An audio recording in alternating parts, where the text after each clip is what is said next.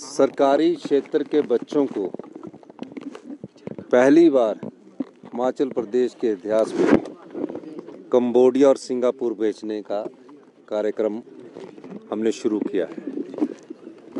अभी तो इन दो देशों में जा रहे हैं और जिन बच्चों ने मेरिट हासिल की है, जिन्होंने गांव के स्कूल में पढ़कर मेरिट हासिल किया, उन बच्चों का सिलेक्शन की गई है और सबकी मेरिटोरियस बच्चों को हमने पहली बार मौका दिया। और हम ये चाहते हैं कि बच्चे जब घूमने जाएंगे, भ्रमण पर जाएंगे, तो उसमें ज़्यादा सीखते हैं।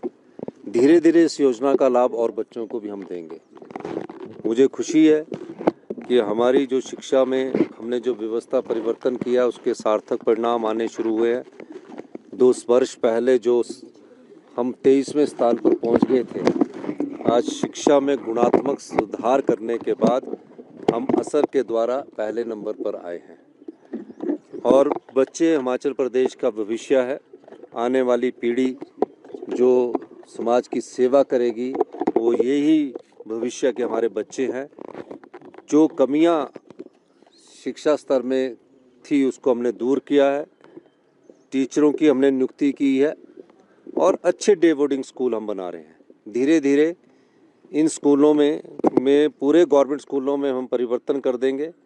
प्री नर्सरी से लेकर सेकेंडरी तक एक ही डायरेक्टरेट हम बनाने जा रहे हैं, जिसमें 750 से लेकर 1000 बच्चों तक की अकोमोडेशंस बनेगी और धीरे धीरे इन स्कूलों में बदलाव आएगा।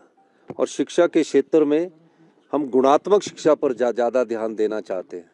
मुझे दुख इस बात का कि भारतीय जनता पार्टी की सरकार, जो हमेशा डबल इंजन की सरकार कहती थी, आज शिक्षा के स्तर पर निम्न स्तर पर उन्होंने हिमाचल को पहुंचाया, हेल्थ सेक्टर में निम्न स्तर पर पहुंचाया।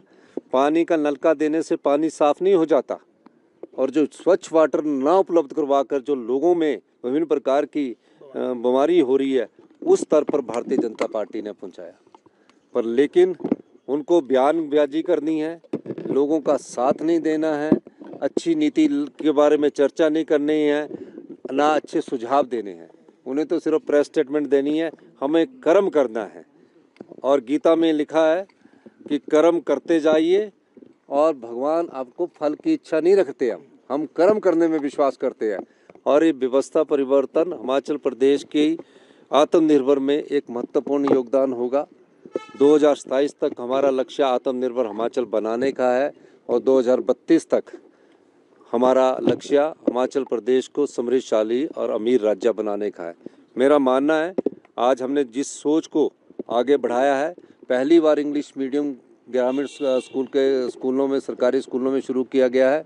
जिस सोच को हम आगे बढ़ाया है, वो किसी भी सरकार के लिए संभव नहीं होगा कि उस प्रकार की सोच से पीछे हटे, क्योंकि हम ऐसी नीतियां लेके आ रहे हैं जो उस क्षेत्र में एक बदलाव की नीति है और एक गुणात्मक की नीति है। इसलिए हम इस शिक्षा नीति में जो अभी 2 साल में बदलाव हुए, उसके कारण हम पहले स्थान पर पहुंचे और अब आने वाले समय में हम निश्चित तौर पर कह सकते हैं कि शिक्षा के ऐतिहासिक बदलावों से गुणात्मक शिक्षा में हम देश के नंबर 1 राज्य बनेंगे। शिक्षा मंत्री जी ने के पास, क्योंकि बजट सेशन चल रहा है, हर जगह ब्लॉक और डिस्ट्रिक्ट लेवल की अभी मीटिंग्स ये कर रहे हैं और काफ़ी कुछ बदलाव अभी होने हैं। लेकिन मैं शिक्षा मंत्री जी ने, जब मैंने कहा इनसे, तो इन्होंने कहा कि मेरे पास अभी आपने काफ़ी मेरी मीटिंग्स है और काफ़ी मीटिंग्स के बाद मेरे पास समय नहीं है। लेकिन मैं धन्यवाद करूंगा शिक्षा मंत्री जी का कि हमारे कहने को मानते हुए शिक्षा मंत्री जी और हमारे जो पूर्व में शिक्षा सचिव इनके साथ अटैच थे, आशीष पटेल जी, उन दोनों ने हामी भरी।